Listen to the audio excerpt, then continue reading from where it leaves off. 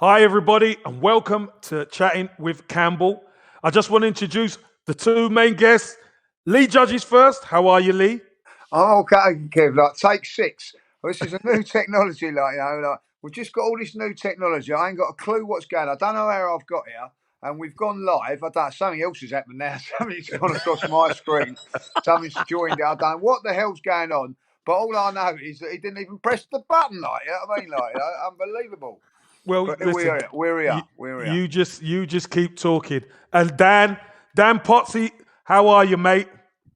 I'm very good, Casey. New technology, and like Lee, not sure what's going on today. It's been fun, but Lee Judge is struggling with technology, bless him. But I'll tell you what, this has been confusing tonight, but it's all good fun, and I'm looking forward to it, gentlemen. So we are joined by our guest, Natalie. Oh, and Kat. How are you, Natalie? She can't hear us. We can't hear you. You're in the.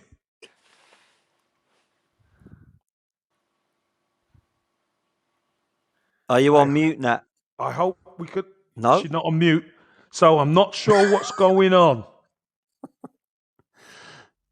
Yeah, I'm not sure what's going on. So look, before we get Natalie in and we could hear her, Dan, I want to come to you and ask you about Mikel Arteta's press conference. Yeah, do you know what?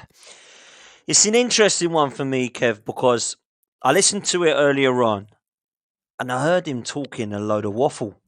If I'm honest with you, he started saying that this was, we're in trouble, but it's going to get better. And I can see the light. Started talking about lights, and I can see where we're heading. I'm interested in how we get out of this.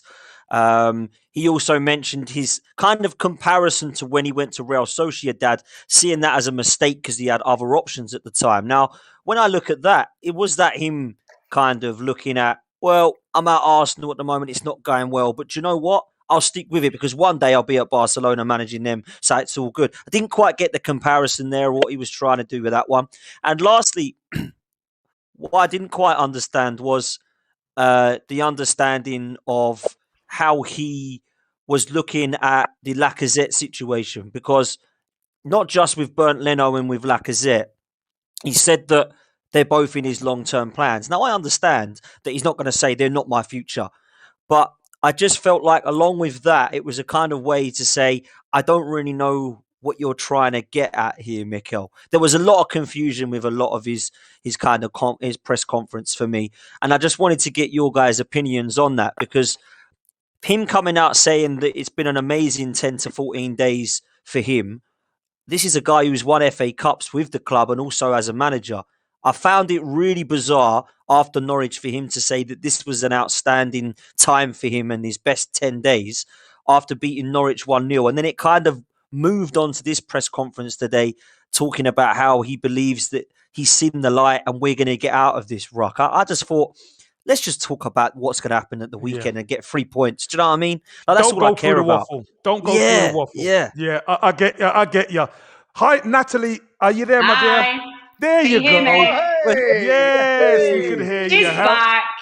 How you doing? You're okay? Pesky Chrome trying to block all of our cookies. No. Not an hour watch. Good on you. Lovely to meet you. Right? Did you get on? You're on computer? Yes. I'm the only one that's not on computer. What is Oh, going on? no way. Yeah, The link was fine. Loaded straight away. Well, there is a theme here, Natalie. Dan gets on, you get on, Natalie. I get on, Dave gets on. Only one person who don't get on, and that's Mr. Judges. Anyway, look, Lee, we're going to discuss Mikel Arteta, I'm sure, later in the squad on the stream. But can I just ask you one question, really, about the Burnley game? What's your biggest fear going into this Burnley game? What, for me? Yeah. And look at Natalie rubbing her hands. Look, she loves it.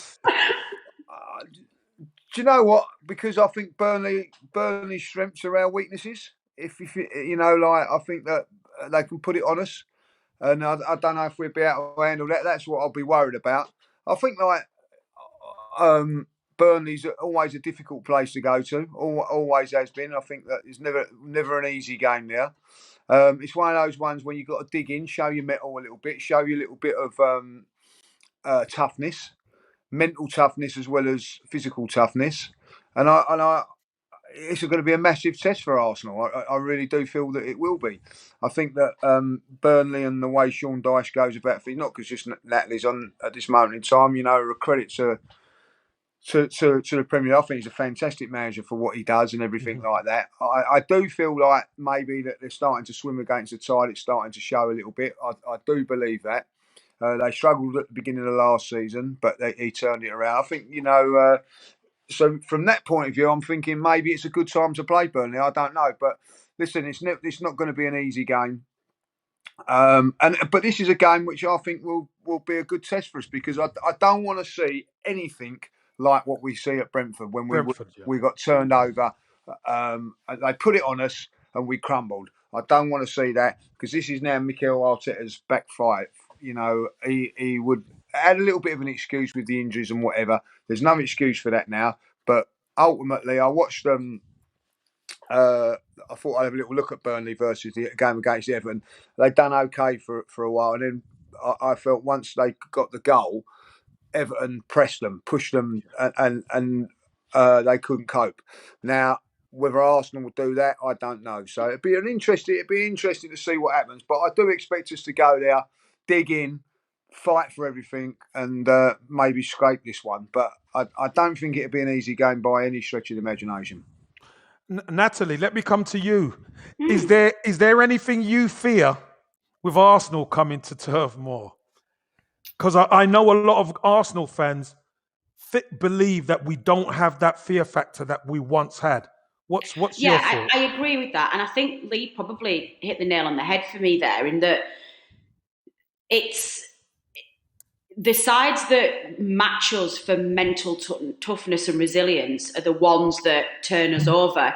And over the past few seasons, this Arsenal side have been like just absolute tissue paper. They've crumbled very, very quickly. So if they come to the game with the correct attitude and with a fight in them and with an ability to not be fazed by the occasion and to just match us in terms of physical ability, you'll be absolutely fine.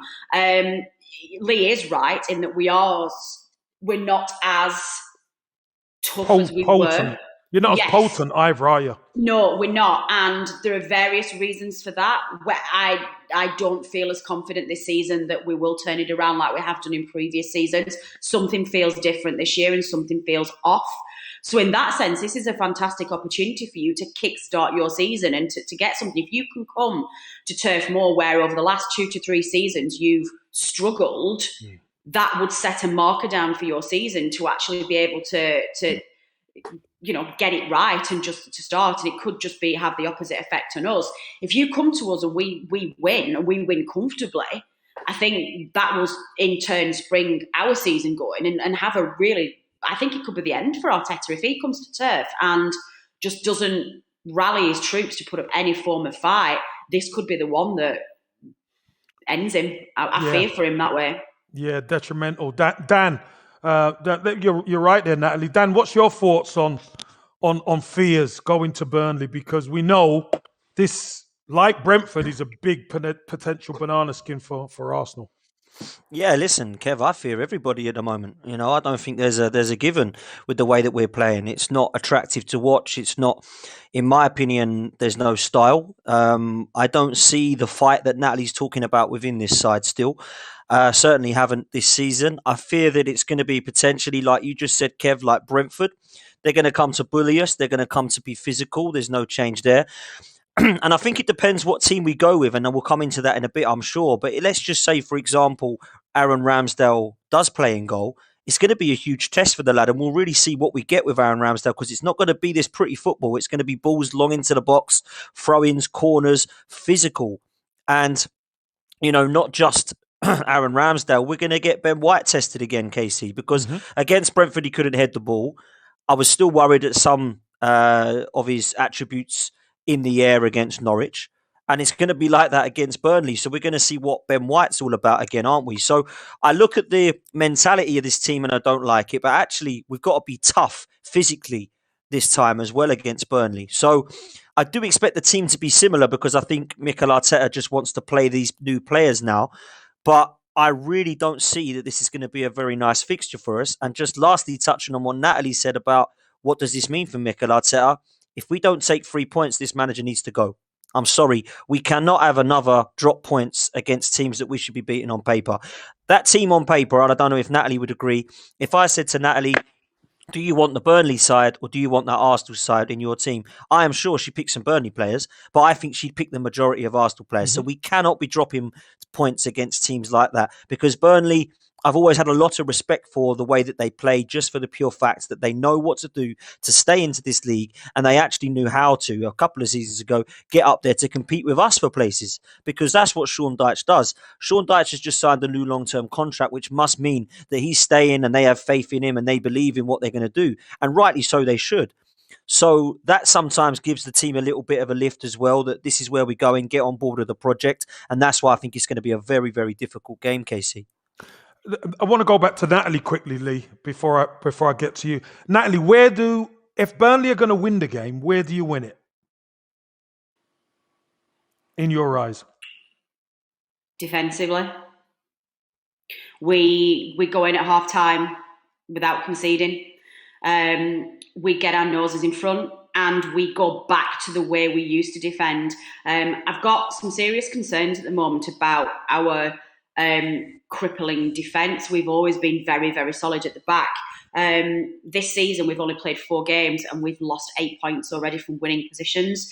3 out of those 4 games that we've played, we went ahead. And the Brighton game at home particularly was shocking. We controlled the game for a good 70 minutes and made Brighton look like seriously in trouble. They made a few changes and just turned it around. So if we can get back to that strength that we have of really gritting out games and just being stubborn to break down and difficult to beat, I think your guys will get very frustrated very quickly, particularly if they don't bring that mental toughness that we talked about at the outset. So I think you need to keep our front 2 at bay. I think you need to stick 2 people on Dwight McNeil. And if you do that, you nullify our threat and we don't score. But if you let us get ahead, you're in trouble. Well, big time. And Natalie, you've set it up perfect for me to come to Mr. Judges, who is looking very, very solemn right there. Lee, if we go behind, are we doomed? Well, it's going to be difficult. I just want to say something. We've got all this new technology because Dave wants to be involved and talk about. He's disappeared. He's gone after a disappeared. And Natalie's gone now. Natalie's gone now. Natalie's gone. He's gone. Right. What is happening here? I have no idea what is going on. He's supposed to be here doing all the technical stuff. Oh, he's back. He's back right now. We've lost Natalie. No, I think she might have just. I'm not sure where she's gone. Okay, but from my point of view, looking at the what was interesting there was what Natalie said is that they've lost. They've dropped points from winning positions. And the fact is that when we go a goal down, we never seem to come back. So. I always feel a little bit more confident when we go in front, but when we go a goal down or something like that, I don't think we've got the know-how and the oomph to get back into a game. And certainly against Burnley, it'd be difficult. I think last season we managed to get in front, and then Granit Xhaka done what he done, didn't he? Do you remember? So, and I think the game before that was 0-0, which was a pretty dire game, and I think on the occasion before that we might have nicked it 1-0. Been very, very fortunate. So listen, if Burnley go in front, I think that we're going to be up against it. I really do. I think if Arsenal are to win this game, we've got to keep a clean sheet. I know that sounds silly, but we've got to defend well. Make sure that we get them onto us a little bit. I look at it now. Burnley are in a little position where I think that Sean Dyche does it very, very well. He doesn't come across like that he's in any sort of trouble or he's panicking or anything like that. I think he holds press conferences really, really well. But ultimately, they want to get 3 points. We'll get a win on the ball as quickly as possible, and they'll be looking at this really and thinking, well, there's an opportunity, and I feel that's a bit of a, I don't think that even Natalie would say that if Manchester City or Liverpool were coming to Turf Moor, they'd be saying like, oh, this is the one we're going to get the win from. But Arsenal is a little bit different. But I watched we're tissue paper, according to that. Well, tissue paper. So I've never heard that saying before. Paper mache or whatever, like, you know what I mean? Proper northern that. Northern phrases. Northern phrase that is. But like, they've got they had Leeds. I thought they played quite well against Leeds. I see that game, and it could have gone either way. So that was a great game. It was a good game, wasn't it? So, I think if it's that sort of game, we've got to feel that we're in a better position. I think if Burnley come at us a little bit, I think that we'll be okay. But like, if they play that sort of tactic, I think it's very important, Kev, that we get in front. We've got to get in front first, and I think. Do you know what I like us to do?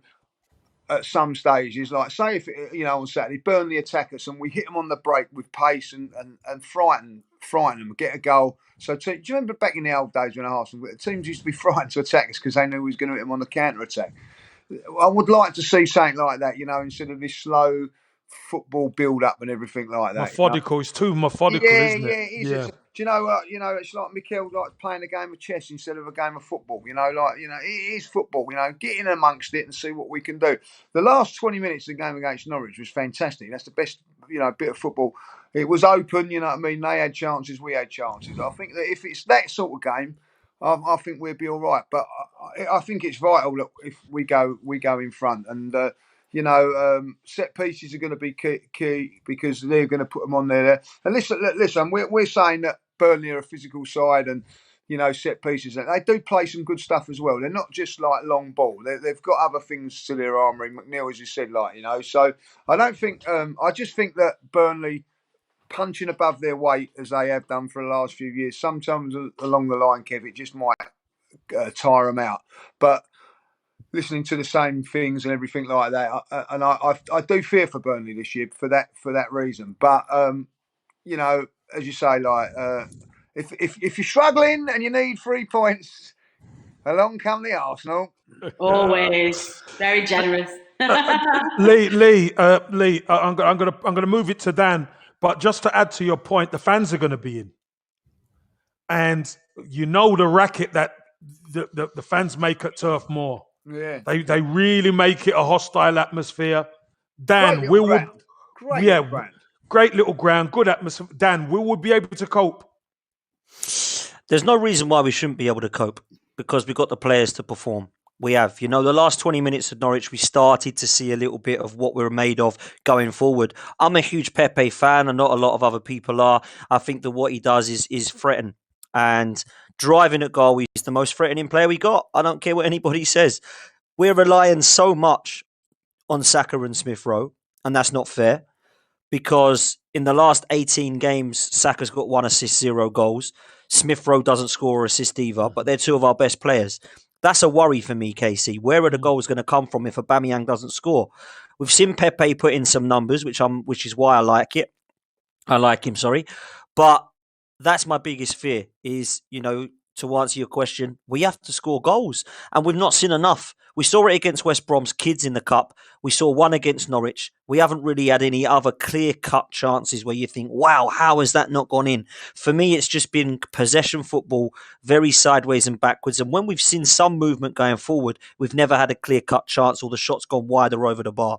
So we need to take chances when we do get them, but I want to see them created. I'd love to see shots at goal like we saw against Norwich, but I want to see them hit the goal. We had 30 shots against Norwich. I can't really remember how many that the keeper had to save. Well, there's probably one or two that he had to save, Dan. Exactly. And you're right. We are nowhere near as clinical as we have been in the past. And I'm sure that pleases Natalie because Arsenal not firing, going up to Turf Moor gives Burnley a better shout. Natalie, I'd like to ask you about your midfield because Arsenal's midfield has been a bit up and down. Not even sure whether Thomas Partey will play. I thought Partey had quite a good game at Turf Moor last season. What's your thoughts on your midfield? Because I think that's maybe where you lost it at Everton for a little bit. So what's your thoughts on your midfield? The current partnership in central midfield of Westwood and Brownhill isn't my favourite combination. I think it's too light. I think we look very weak. I much prefer Jack Cork in there. So I think Westwood and Cork just give us a little bit more teeth in the centre of midfield. I actually think at the moment we are very much being hampered by Dyche's insistence on playing 4-4-2. I want to see us play more of a 4-4-1-1 kind of. I tried to do this analysis the other day and I couldn't figure out why it wasn't working, and I realised I'd put 12 players in this team. So sneaking one extra one on. So you might win then, Natalie. You might win then. I was going to say, if it looks like you're playing with 10 men on Saturday, just do a quick head count. I might have just got a bit in there and snuck somebody else in. But I think now we've brought Maxwell Cornet in, who should offer some balance in the team and just take the pressure off Dwight McNeil in terms of delivering crosses into the box and a bit of creativity. I would quite like to see Cornet on the left, but of course that displaces Dwight McNeil, which is a little bit difficult. But if we put him on the left and keep Gudmundsson on the right and play McNeil more in a central role ahead of Westwood and Cork, or even Brownhill and Cork, it doesn't really matter then, and then put Wood up front on his own, we suddenly look like a completely different setup in the centre of midfield, and we look more secure, we look more solid. And I think with the press we play as well, and giving McNeil that freedom in that central role to try and create some chances and put a ball through to Chris Wood, for me, that's how we survive this season. We've gone through the same strategy and the same blueprint for survival for the past 5 years, and coaches who are better technically than Dyche is have figured us out, and have figured out very quickly how to neutralise any threat from us and to beat us. We have to evolve now. We can't carry on doing the same we've always done. If we don't evolve, we're going down. We're going to have to spend a little bit of time in the Championship before we rebuild. So for me, the central midfield is where we start with that. I think we move more to a much more modern 4-5-1 or a 4-4-1-1 with McNeil in that central role. And I think if we can do that, you'll start to see a more entertaining Burnley, and then you'll see a more robust Burnley and somebody who actually will then start to be difficult to beat again. Lee, would you prefer Burnley to go for 4-5-1, 4-4-1-1, whatever? Because that then allows our fullbacks to get on the ball a lot easier. Would you prefer that? Yeah, I think I prefer Burnley coming at us 4-4-2. You know, I find that if teams come at us, I think we can open them up a little bit better. I think it's when teams drop in and defend against us, we find it very, very difficult to break them down. You know, so I would like to probably see him go that way. But I think Sean Dyche might change it around this game. It'd be interesting to see if he does, because I think I don't know if Natalie thinks this or not. He seems like a stubborn sort of a manager that, you know, believes in his ways, yes, and he's not going to change. You know, so it'd be very, very. If he did do it, it would be, you know, unlike him to do it. I think that even last season, you know, if you look back at last season, they took 5 points off us last season. Yeah, they did. Yeah, they beat us and we drew. But when they was struggling a little bit, he kept coming on there, believing in his beliefs, saying that this week we're going to get there, we're going to do this and that. And so he's very bullish in what he does. So I think if he feels that this is the way to go with the 4-4-2, I think he'll continue doing it. I'd be very surprised if he changed it, particularly at home. He might go the next game if they don't win this one and away from home. But I think when he's at home, I think Sean Dyche is the sort of manager that looks at it and go, I know they had a very good away form, didn't they, last season? But like, he'll look at it and go, right, you know, yeah, probably something to do with it, like, you know. But he'll be looking at it and thinking to himself that if I am going to get points, it is going to be at Turf Moor, because that's where it is a different. I don't know how the home first, but I've been there on a couple of occasions. It's a tough place to go. It's a lovely little ground, but it's not a nice ground, if you know what I mean. Like, it's a bit not intimidating, but there's something about it when you know that you awkward. Yeah, it's an awkward thing, you know. You go out and you got the snow on the Pennines the last time we was there. You think like, oh, this I love it. This is, got to get your, roll. It's just one of those grounds where you feel like, I don't know. You have a look at it and you feel you've got to roll your sleeves up and you've got to battle and the fans get right behind them. I'll tell you that now. So, and I think if you go there as a fan, you realise that if you're watching it on TV, it doesn't really come across like that. So, but when you're actually there, you think, whoa. This is a difficult place. So if any of the new players think that it's going to be easy going up there, and it's they're in for a shock. Yeah. You guys do one better than the Dirty Blues though. When Chelsea come to play us, without fail, all the subs sit on the subs bench with hot water bottles on them, and they just get absolutely crucified us. So to this day, I've not seen an Arsenal player do that. So I will give you much credit for that. Lee, can I just very quickly just pick up on what you were saying then, because I think that was a really interesting point. I agree with you that Dyche, he is a stubborn character, but that stubbornness has bred consistency over the years, and that is why we have led. Not but criticism. But there's a danger, and what I am worried about this season is that stubbornness and that consistency has manifested itself as staleness, and that's the danger. That's the thing you need to be careful of. And when I was talking before about evolving your tactics and evolving your side, if he just carries on and carries on and carries on, he needs a plan B. He needs to move away from that now and find out what his new strategy is and how that is going to push us on to the next 5 years, because I think we've now moved into staleness category rather than consistency. And Natalie, one thing I will say to you is when we played you at Turf Moor, as Lee rightly said last season, where Xhaka played that ball across the back, that was because you pressed us. Yeah. And if you remember, we had the majority of the play. We should have been out of sight in the first half. Should have been 3-0 at half time. Yeah. Second half, Sean Dyche adjusted. And what did he do? He stopped trying to play neat and tidy football. He started to play off wood. And that caused Arsenal so many problems. Yeah. Last season, it was a joke. Dan, is that going to be the key? How Gabriel and Ben White deal with Wood and probably Barnes? Is that going to be the key for us? Yeah, it is 100%. And I think Ramsdale as well is going to have a good game, as I mentioned earlier. He's going to have a good game. And I do have a little bit more faith in what I've seen of Ramsdale in his first 2 games. But I would prefer, unlikely, for them to go with one up top, because I don't want Wood and Barnes. I think that's a real handful for us. Ashley Barnes has always been a handful, and Chris Wood for me is a very underrated centre forward. So I think that with just one of those, although you might get more of a kind of direct target man, I think that will probably work in our favour, because Gabriel, I have faith in to have enough physicality to keep Chris Wood quiet. It's Ben White that does worry me, only because of what I saw against Brentford. I hope he can prove me wrong and, be fantastic in the air. But the physicality, aerial ability is what we need. And if we want it on the floor, Ben White can do that all day long, from what I've seen at Brighton, Leeds, and now at Arsenal already. But in the air and out muscling is going to struggle. So for me, KSC, it's about how we deal with them, as opposed to what threats they may kind of utilize towards us. I think we know what the threats are.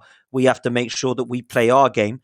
But I want to see, I keep saying it, but I want to see us play a style of football that we can say, look, that's exactly what we need to be doing going into the North London derby in terms of our football, because it's attractive, it's nice to watch. I've seen Pepe running at goal. I've seen creativity from Smith Rowe and Saka. Aubameyang's found his form and his shooting boots again. I'd love to be able to say that after this game, and I fear that won't be that, because I just don't see it's going to be that type of game. I really don't. Dan, if it's not that type of game and you get the W, you take it. You take it. Yeah. But I understand what you're saying. We need an identity now, don't we? Now that he's got his back 5 in place, etc., we do need an identity. Natalie, how much will the fans play a part in this for Burnley? No, they always will do. You rely on your fans so much when you are in a team, and when you support a team that's in a division where you have to scrap for every single point, where it's a long, hard season, it's not enjoyable, and it's just worry after worry. you rely on your fans to just provide that support and to give them the lift that they need. And it was interesting hearing what Lee was saying before about our away form and our home form this season. We are traditionally always better at home, and that is because of Turf Moor. We were better last season just because I just don't think you can really pay much attention to what happened last season. It was an anomaly. We had no fans. It was just a weird season, and everything just went wrong. The fans will be really buoyed by the news today that Dyche has signed a new contract. I mean, I've got some concerns about Dyche, but clearly for all of us, the best result would be that he turns it around and he makes another success of it. None of us want him to go, but I am a little bit concerned at the moment that decision might be taken out of our hands. We've got new owners now who don't necessarily have the same relationship with him and history with the club. They can be a lot more ruthless. So the fans will just get behind them. But then that said, there is also a downside to that, which may very well work in your favour. There's a lot of unrest among Burnley fans this season. We're not feeling as confident as we usually do. And if we get absolutely hammered at home with the start of the season we've had, and we look as fragile as we have done over the last few games, you'll be able to hear some unrest in the stands. And if you start hearing fans booing or showing some discontent, these Burnley players and Dyche have not had that for a long, long time, for the best part of 10, 15 years. That will feel uncomfortable, and that will play on the minds of the Burnley players and on the minds of Dyche, who will then get even more stubborn as he usually does. So, yes, it will be important, but from your perspective, it could also very much go in your favour. Natalie, can I ask a question? Yeah, sure. When you look at the fixtures and you see the teams, so say like you see Manchester City coming, Liverpool, Man United, Chelsea, you obviously feel like you might not win those games. But when the teams like Arsenal come to Turf Moor, say Everton, Tottenham, Leicester, do you feel you can get things out of those games, or are you looking further down? No, definitely not. There's a selection of teams who you don't expect something. And I'll be very clear here. The Arsenal of maybe 4 years ago, I would have put in that bracket. You know, it's only the recent Arsenal side that I'm suddenly not as concerned about. But, you know, in the first few seasons we were there, it was like, well, you know, you look so fast, you look so fit, you looked terrifying going forward. So I would have put you in that bracket then.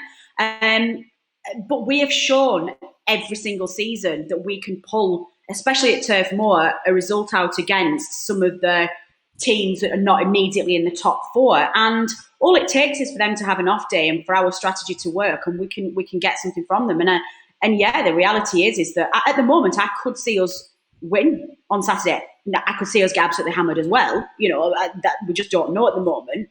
But yeah, I look at, you know, the Everton game on Monday night, when we went ahead, I thought we were done. That mad 6 minutes against Everton at Goodison Park was crazy, and I don't know where that came from, because that's very unlike us. And look how well we played up to that point against Everton. We were not scared, and we were controlling the game. Against Leeds, who were really equipping themselves, that was a fantastic battle. So we're not a walkover, and if you know, when you're on our turf and we're dictating the game, we can win easily. Yeah, they're dangerous. Lee, I want to ask you about. I asked Natalie about the midfield. What about Arsenal's midfield? Does Sambi Lokonga's got to play? Yeah, but does Ainsley Maitland-Niles keep his place? I'll ask you, and then I'll ask Dan after. Or does Thomas Partey come in for Maitland-Niles in your opinion?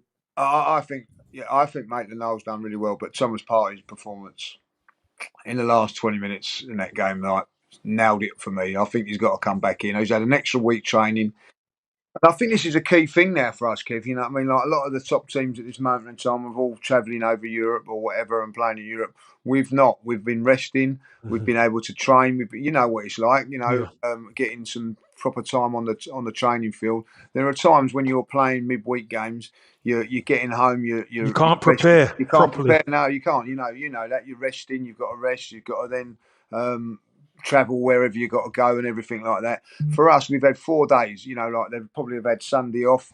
May have even, I don't know, had a day off in a week. You know, sometimes, but I don't think they do that so much now. So they've had Monday, Tuesday, Wednesday, Thursday really to prepare for that game, and on the Friday, do a little bit and then travel up. It's a light day, little light one and travel up. So, if you was playing on the midweek, you can't even have the Friday to prepare. It's, you probably got like half a day to prepare for a game and then going in there. So you're just recovering, aren't you? You're just really? recovering, yeah. So he's got all this time to have and get himself on the training field and get some more. I don't know, some strength in those Thomas Partey legs and things like that. And I think that if he doesn't play in this one, Kev, when does he play? You can't keep wrapping him in cotton wool. We've got Wimbledon in the week game. So for me, he plays in this game, rests against Wimbledon, and then he's back for Spurs. He plays next weekend. So Maitland-Niles plays probably on Wednesday, So that's what I would look to do. So I think he has to come in. I thought Lokonga played really well in his last game. If I'll be honest, it weren't out of these two games before that. I thought he played better in the games before than he did on this one. But there's a little bit difference. This game against Norwich was a game when we had to get on the front foot. This game against Burnley, not so much so. And I like the way he gets the ball in dangerous situations and just knocks it out and all that. So for me, it's Lokonga and Partey, and I'm fortunate for Maitland-Niles. But Maitland-Niles comes in against Wimbledon. Yeah, Dan. What about? Is there a super chat, Dan? Have we got a super chat? There is a super chat. Yeah, there's a super chat from. Can you read it? Yeah, please, because I can't see it. It's PF Jim. Thanks for your kind donation. I can't see it. There's no way you're going to see it. PF Jim, kind donation. Thank you very much. Arteta in, the best man for the job in my view. Oh, it's a Spurs fan. Come on, you Spurs. So that would make sense. They're trolling a lot. How much was that super chat?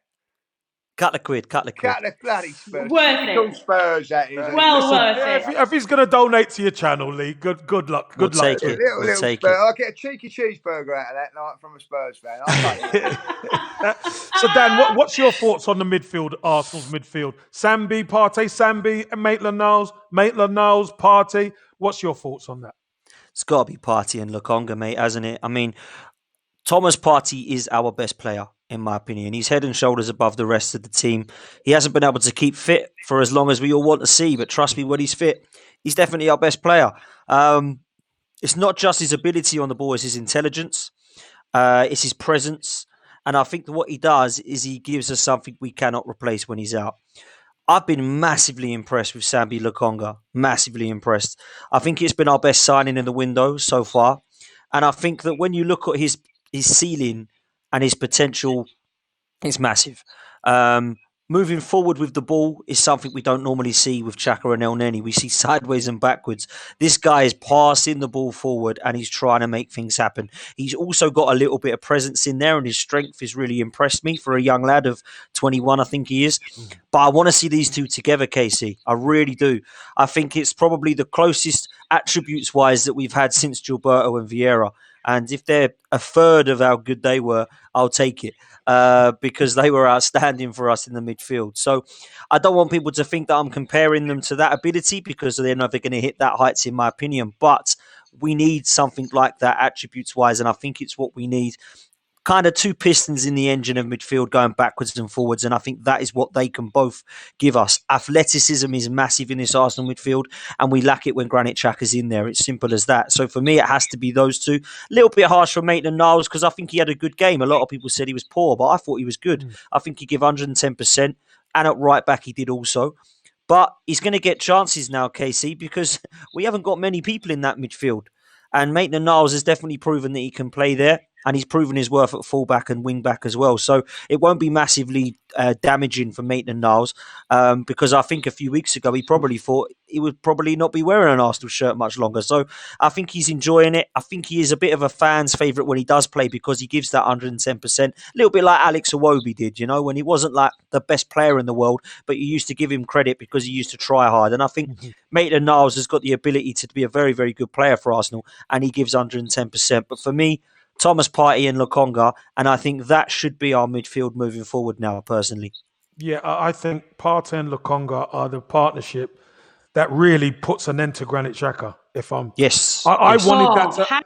How is this a thing? I say this to you guys every time I come on this show, and Dan and I talk about this all the time. Please, somebody explain to me how this guy is still a thing. Like, what is what? Just what? Thank you, Natalie. It's every Natalie, time I see it. Natalie, would you take him in Burnley's first? No, absolutely not. I tell you something. Our two centre halves, Ben Mee and James Tarkowski, are 10 times a better player than he is, and they play for a much lower seat. I don't understand how he is. I just don't understand. I just don't. Yeah, there's a few gooners who doesn't fit. Hey, Mr. Judges, Partey and Lokonga should be the end of Xhaka, shouldn't it? Yeah, but it won't be. Why won't it? I'll lay any If money they now. perform. I'll lay any money now against Spurs. Granit will be back in because I think Mikel rates him. He rates him. You know what I mean? So I don't. You know, that's my. Well, he can't play against Spurs, can he? I think he can. Yeah, because he's like. He's back because. Yeah, but Wimbledon is the third game. No, it's the league, isn't it? Is it not the league? No, it counts. The third game counts as Wimbledon as well. Really? I only got told. Yeah, I only got told the other day. So he's back for Spurs. So he will come in. I bet you Arteta will play him. I bet you he will. I hope not. But... That'll be interesting. Natalie won't even have him in her Burnley side. Apparently, he weren't well the last game, like So because he wasn't there, was he? He wasn't at the game. So yeah, I think that's COVID protocol, though, isn't it? I think that's, COVID pro. Well, obviously, you never want anybody ill. We wish him well. No. So but I've said it before, Lee. Next to him, Kev. You know what I mean? Yeah, I know. Well, listen, Lee, I know, and he's saving you, but I truly hope Lokonga and Partey could build something. What we need is consistency. We are so inconsistent. Natalie's right. When Arsenal are coming to town now, everybody thinks we're tissue paper. We're soft.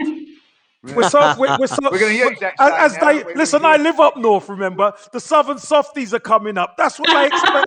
That's what they say, mate. And it winds me up, Lee. I tell you, the Southern Softies are coming up. They wear all the short sleeves and get stuck into us, and we capitulate. I think with Partey and Sambi in there, I think we stand a lot better chance. Yeah. Let me ask. Go on, Lee. Sorry. They're physical, like physical presence and all that. That's something that we've lacked in the midfield. So, and also they get about the park well. Athletic. As well, They're athletic. They're athletic as well. So, listen, you ain't going to get no argument from me there, Natalie, what's your prediction for the? What's your score prediction? Oh Lord. I will never not back my side. Of course. Yeah, we can go away to the Etihad and I'll still say that we'll win. So I'm going to say it's going to be a Burnley win. I don't think it's going to be a tight game, so I'm not going to fall back to the standard we're going to win 1-0. We've started trying to play a little bit more open football and a little bit more of a higher press and just leave ourselves. That's left us a little bit exposed at the back. It's one of the reasons why we're shipping more goals than we used to. But I think we need to make that transition to make us a better side. Mm-hmm. So we are always going to be vulnerable to conceding. I think it's going to be 2-1 to Burnley. I think we're going to edge it. I think, yeah. I actually said that result, but the opposite way. I think Arsenal are going to win 2-1. Be close. Dan, what do you think, Dan? What's your score prediction on this one? 1-1. 1-1. I don't think we're going to take 3 points here because I think we're struggling to score goals. Burnley are a very, very difficult team to break down and they're very, very physical. And unless I'm mistaken, we were really struggling to beat them in the last couple of seasons. And I don't think that's going to change because I don't think their squad's changed that much. They've got the same manager, the same team, the same style. So we've struggled with the way that we've tried to break them down. Our only saving grace is that we've got a different squad now. So come out and prove to me why you bought those players and what style it is you're trying to implement to take 3 points off Burnley. And hopefully I'm wrong and it isn't 1-1 and we win 2-0.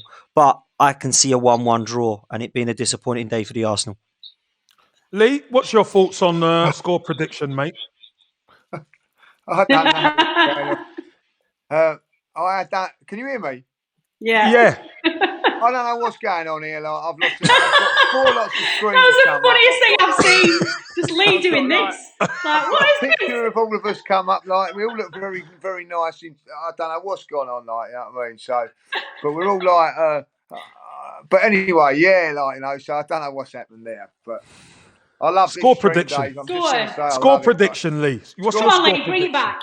I'm coming back into the. I think Arsenal nick it 2-0. 2-0 Arsenal nick it. Like, you know.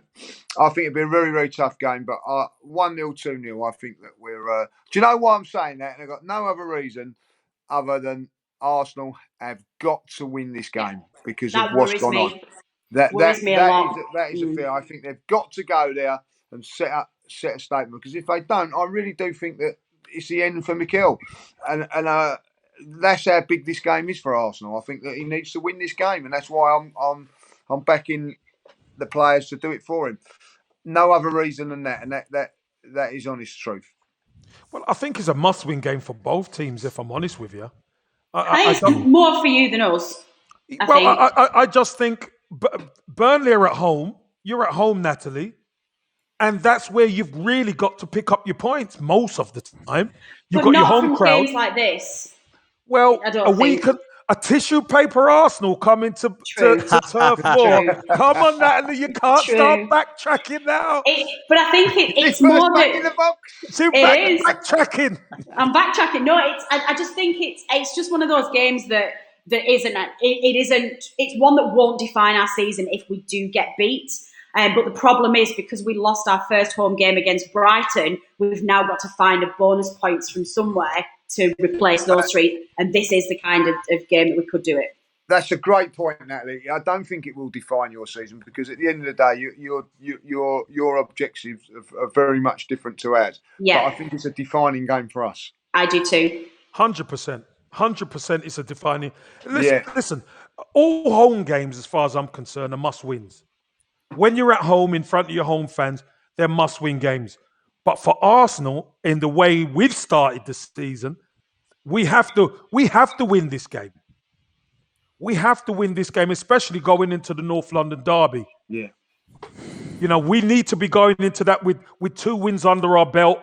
Hopefully, they get turned over, and a win against them puts us level. Could you imagine that after all the hullabaloo where we've been? You know, it's going to be a tough game, 100%. And you know, I've got a sneaky feeling for somebody to like a Tomiyasu to come up with a goal or something. Who's the new right back? Very good in the air. He's aggressive, and I'm sure McNeil won't like playing against him. That's for sure. Lee, what's your thoughts on Tomiyasu McNeil? I've been very impressed with McNeil over the last couple of years. I think he's a top player. I think that because he's playing at Burnley, no disrespect to Burnley, he goes under the radar. I think he's a good player. He's got some really good goals and everything like that, and he's a danger. He is a danger. But Tomiyasu, I like. I know he only played 60 minutes the other day, but what he showed me is everything that I've wanted in a fullback for the last 2 or 3 years. Mm-hmm. And I mean physicality wise, not maybe like, you know, I think that we've had half decent fullbacks and everything there, but I like the way he got back and defended. Like, you know, he got beat. He didn't get beat. That's the wrong thing. He got put out of position, and he chased back, and he got himself back into a position, and he fought for the ball. Do you remember the goal against Chelsea when we just let them come from that side and all that? He never let that happen. He got back in there, got his body in between the lines, so they couldn't go where he wanted to do. And I thought, yeah, that's what I want to see from my fullback. A little bit of aggression, a little bit of tigerness, like, you know, in defending. What I like there, and you know, he don't want to be a paper tissue. He don't want to be a Kleenex. He don't want to be in that box. He wants to be more than that, and I like that. That all of a sudden, if you look at Tierney, look at him, they're tougher fullbacks, a lot tougher. Tougher fullbacks, yeah. So all of a sudden, with Gabriel in there, there's 3 that we're a little bit more physically robust, aren't we? Yeah, we're robust. Yeah. So I like that, and you know, and I don't think that. Do you know what? It's say if you was a wide player, I'm not saying that, you know, like, because he can play both sides. He can go, do you know what?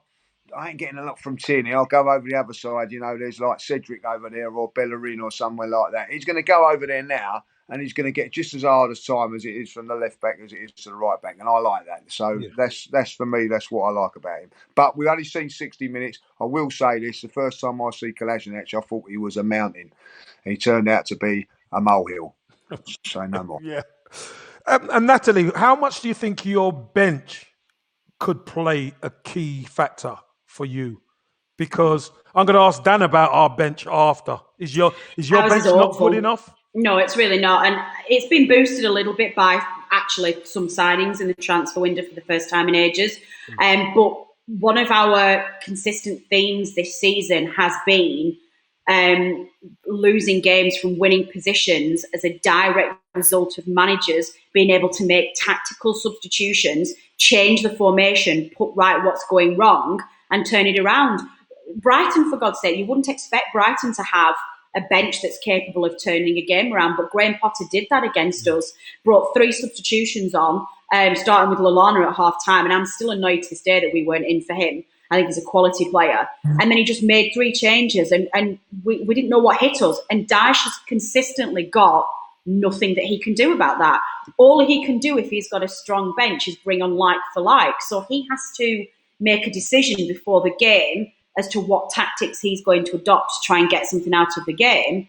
And if that doesn't work, we move on to the next one. And that's been a real challenge for us this season. And that is because, we obviously not anymore, but we've had 3 or 4 years now of grossly negligent underfunding by our previous owners and nothing in the transfer window whatsoever. We've got an ageing squad, a squad that's, apart from maybe 2 players, the team that you will face on Saturday is the team that got us into Europe, 3 years ago?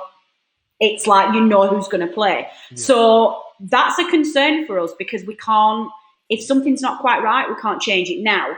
We've brought in a couple of extra players now, and that might change. We've suddenly got the ability to change our strikers around. If I see Ashley Barnes starting on Saturday, I'm going to do my nut. I swear to God, he is done. We are not that side anymore, and I feel like we go backwards whenever he plays. It's weird because he plays 4-4-2 with Chris Wood and Ashley Barnes, but that's not really a true 4-4-2. It's 2 sets of 4-4-1. And it's like they don't gel together, don't Wood and Barnes at all. It's just like the 2 lone strikers up front who are just playing their own game. But, we have got players on the bench who can just change that formation a little bit and maybe bring Barnes on if you need to at the end. So I guess the summary is it's better than it was, but don't feel concerned about any particular spectacle coming off the bench that will change it around. What you see on Saturday will be how we start and how we start the game. Yeah. How about our bench, Dan? Well, it all depends how Arteta's going to play. And if he's going to play an attacking style of football, which we all would love to see, then it's great having Lacazette, Martinelli and Smith-Rowe on the bench. But if you're going to bring them on and ask them to track back and try and keep it, safe, then they're not really the sort of players you want to be bringing on because they're not going to track back and keep it safe. They're going to go the other way and try and score a goal. So I think that if we're leading a goal, we've got some people on the bench that can do it. It's all dependent on the team selection to start with as well, KC. I imagine Ødegaard will start ahead of Smith-Rowe. Thomas Partey, I think, will be the only change from the game we saw against Norwich. So we've got a fully fit side now, really, apart from the suspension to Xhaka and the knock to Holding and El Neni. Everybody else is fit. So there's no really excuses of 5 or 6 players being out. The other thing I'll say in terms of our new players, I'm reserving a little bit of judgment because like Lee's mentioned with Kolasinac, we also did that last season with Willian when he got 3 assists at Fulham and thought, oh, what a player he's going to be. Then he never turned up for the rest of the season until the last game against West Brom where he scored a free kick. Danny Ceballos, exactly the same against Burnley. I thought, wow, the new Santi Cazorla, everyone was saying. No, didn't happen. Kolasinac is another example of the tank down the left back that, let's be honest, Andre Santos was better than. So we need to be seeing the consistency now with Ben White, with Lokonga, with Tomiyasu and with Aaron Ramsdale before we start getting too excited. But I do believe, KC, that he'll give them the chance and I think they're going to get a run of games now, these lads. So it'll be interesting to see how we do gel as a team now. We certainly do have some threats from the bench that Burnley would not like to see. And, I don't know if Natalie agrees, but bringing on Lacazette, bringing on Martinelli, bringing on Smith-Rowe, that's some good subs to be bringing on. Yeah, I've got sub envy. Like, can you imagine? But again, do you know what? It's interesting hearing you say that, Dan. And I know I don't watch Arsenal as much as you guys do, and obviously I don't have the fan knowledge you do. But when you come on these shows and you listen to you guys and you listen to the players that you've got and the bench that you've got, it all comes back round to it's the responsibility's got to be on the manager. You know, I hear you guys talking, looking as an outsider, and just think, how in the world are you in the position that you're in? Like, how are you? Yeah, and I think you're right. I think you've got to ask questions and think: do you have the right man for the job, or are you in just a transitional period as the club? But from an outsider looking in, it kind of looks like it's one man's problem, not a team problem. I'm sorry to say. I'm going to get loads of hate now from all of your listeners. Well, no, you're not. You're not. Because, what do you think? No, there's what no do you hate. think, There's a Natalie? lot of people who think the way you do. Yeah. And what do you there think, is- Natalie, looking at it from an outsider, looking at, I know you say you don't watch Arsenal every week, but he's been in the job for 20 months now, Arteta. Like, what are you seeing from a kind of neutral position with Arsenal? Because, like you say, the team is a good team, isn't it? It's not horrendous. It is a good team.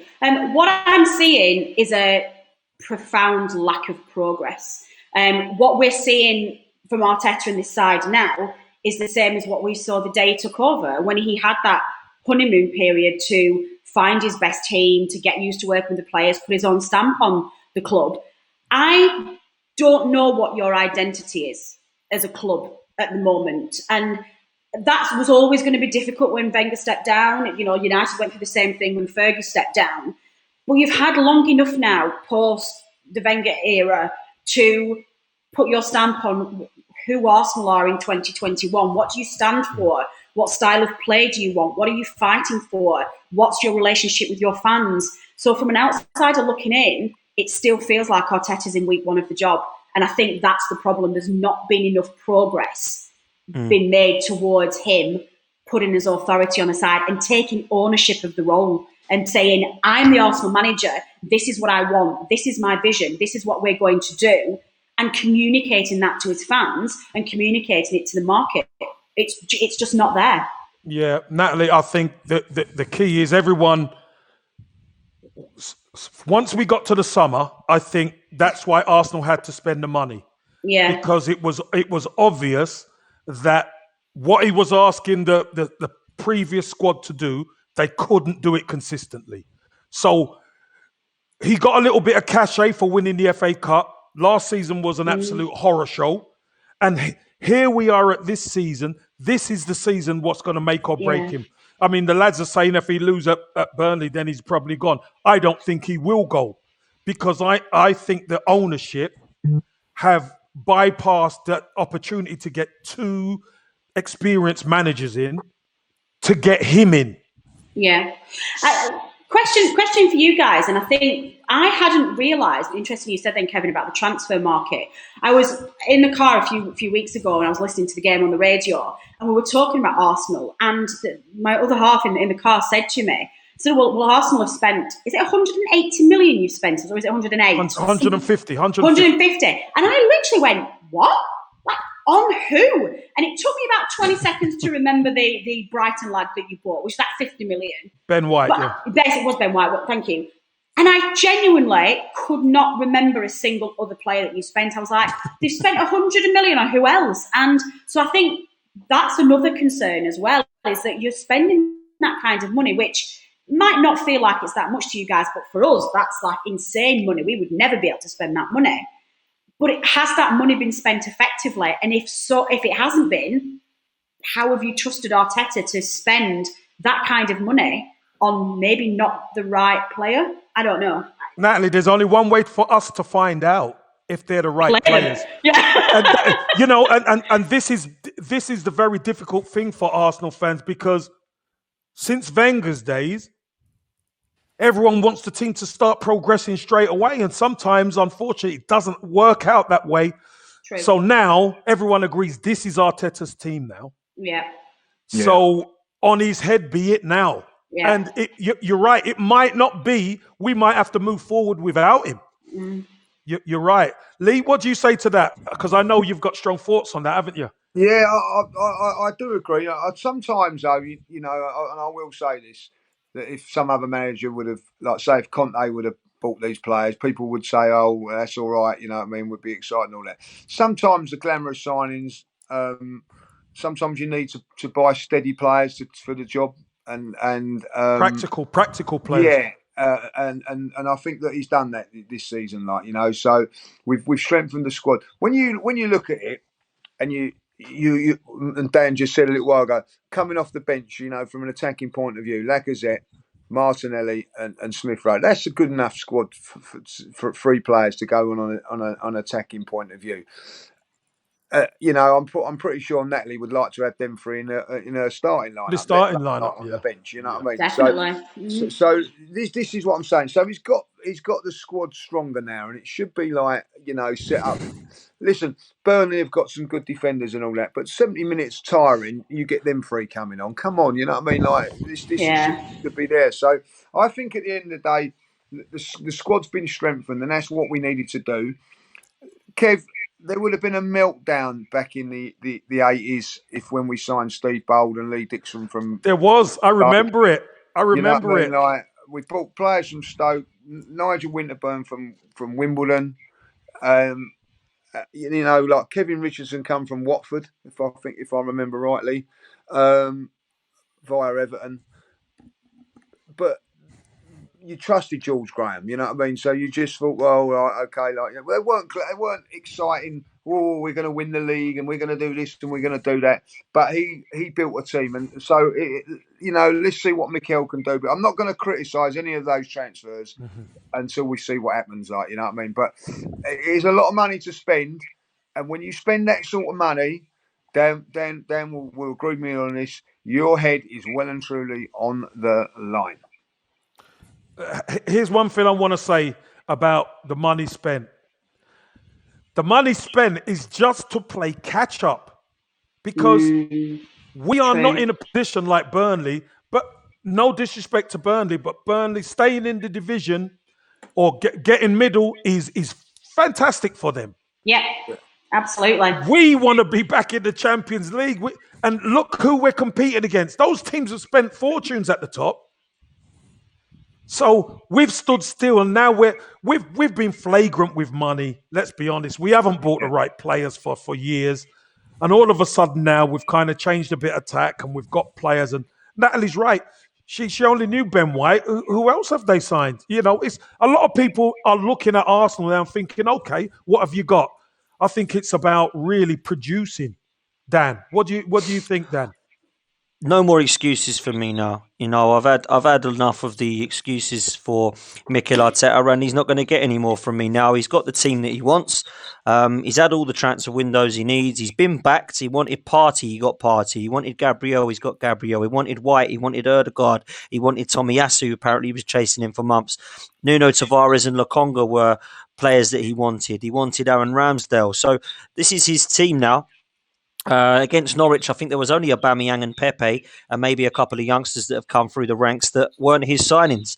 So this is his team now, and he needs to implement a style and start progressing us to win football matches, because Kev, if he doesn't want to get sacked, all he's got to do is win football games. Win football matches. It's easy, isn't it? It's easy. It's easy when you say it like that. But in all seriousness, it's going to be tough for him because of the pressure that is on him now, and deservedly so. You know, this is Arsenal Football Club. You know, we're not Wigan. We need to be winning football matches, and if we are going to be around 16th, 15th come October, November, it's time for him to depart from Mikel Arteta and try and get somebody else. And if it's not going to be Conte or it's not going to be, you know, Ten Hag, there's other managers out there that can get it. I don't agree with this fan attitude of we can't do better than Arteta. We're stuck with him. He's the guy. There's nobody that will want to take over Arsenal in this mess.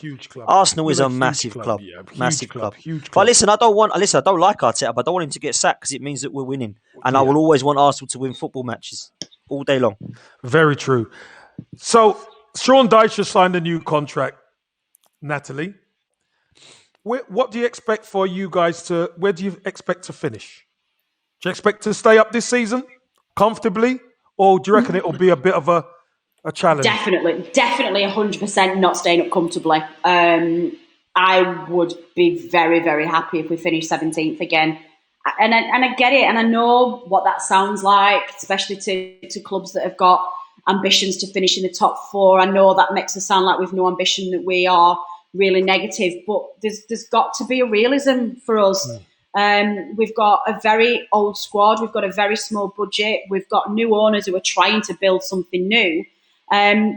But we are consistently struggling in this league. Yeah, we at the top of our game when this squad was at its peak and Dyche was at his peak in terms of his managerial experience, it all came together, the stars aligned, and we finished 7th. That was an anomaly. That wasn't the norm. And I hear so many media outlets and so many other fans saying, like, well, a season you don't finish in Europe is now a failure because you've gone backwards. No, it isn't. No chance. It isn't. And it's, for me, the minimum every season is to just get to that 17th spot. Of course, you want to improve every single season, but improvements for us aren't necessarily always on the pitch. We have invested our Premier League money wisely. We've spent 8 out of the last 11 seasons now in the Premier League, which has give us money. We don't have revenue other than the TV deals. We don't, Burnley's not an affluent town. We don't have sponsors. We can't spend 160 million. Enough, we can't generate anything. Yeah. No, there's no money in the town, and we get the minimum amount of television revenue that we can get. So we use it. So some seasons you might have to look at the team and say, well, you know what? This season we've just got to try and finish 17th because we need new training facilities, or that stand's falling down. Or like this season we've spent a load of money on the outside of the ground because we've put all of these really new modern advertising panels that are all interactive on the outside that's like a fun experience. Yeah. That will generate advertising, which will generate more money and just keep us going. Next season, that only might be fine, so then we might need to concentrate on the pitch. We've only got a certain amount of money to allocate, and those resources have to be spent wisely. So every single season has to be, if you get to 17th, delighted. If we could get to 17th and have a decent cup run, that would be amazing. I would love to see us get to Wembley and play in a cup final. Even if we finish 17th, the magic of the cup's still there for me, always has been. And to see us playing in the FA Cup and getting to the semis or even the final would be an utter dream. So yeah, that for me, if we manage to survive this season, I'll be delighted. And then we go again next season and see what we can do next year. You guys look at 3-5 year plans. We look at it a season at a time. And what can we do this season? And we'll try again in the summer. Well, I think that you might have to, in the end, Dwight McNeil is a bargaining chip, isn't he? He's an asset. Next year, yeah. I think he'll be gone. Season. Yeah, this will be his last season. Yeah. But no, Natalie, it's lovely speaking to you. Dan thinks a 2-0 win for Arsenal. Lee, what was your result? Lee, 2-0? 2-0. 2-0. Your result is 2-1 to Burnley, and I went the opposite to you, Natalie, 2-1. But that's it. That's it for a chat with Campbell. Thank you, everybody, for joining us. And we'll see you next week when hopefully we're talking about a win and the North London Derby. See ya.